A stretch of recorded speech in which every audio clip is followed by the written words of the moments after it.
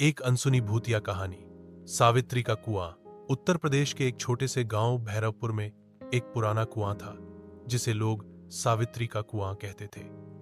इस कुएं के पास जाना तो दूर, लोग उसका नाम लेने से भी डरते थे। गांव में अफवाह थी कि वहां रात को एक औरत की रोती हुई आवाज आती है, लेकिन किसी ने उसे अपनी आंखों से कभी नहीं देखा था। ये कहानी लगभग 70 साल पुरानी है। सावित्री गांव की सबसे सुंदर और पढ़ी लिखी लड़की थी। वह हर रोज अपने पिता के साथ खेतों में काम करती और शाम को गांव के बच्चों को पढ़ाती थी। उसकी सगाई एक शहर के नौजवान से तय हुई थी, लेकिन जिस दिन उसकी शादी तय हुई उसी रात वह अचानक गायब हो गई। गांव वालों ने हर जगह ढूंढा, लेकिन कहीं कोई सुराग नहीं मिला।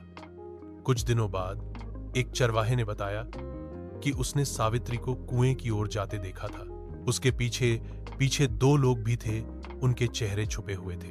कुएं की तलाशी ली गई, लेकिन कुछ नहीं मिला।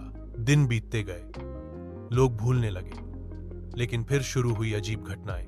रात के समय कुएं से किसी औरत के कराहने की आवाजें आने लगी। कई लोगों ने कहा कि उन्होंने एक सफेद साड़ी में भीगी हुई लड़की को कुएं के पास बैठे देखा है, जो गायब हो जाती है जैसे ही पास जाओ। एक दिन गांव में एक नया मास्टर आया, नाम था रवि।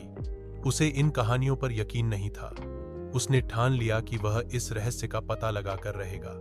एक पूर्णिमा की रात वह टॉर्च और कैमरा लेकर कुएं के पास गया। रात के करीब 12 बजे रवि ने कैमरा ऑन किया और रिकॉर्डिंग शुरू की। कुछ ही देर में उसने कुएं के पास एक औरत को देखा, भीगी हुई, बिखरे बाल और सफेद साड़ी में। वह लगातार एक ही बात बुदबुदा रही थी, मुझे इंसाफ दो,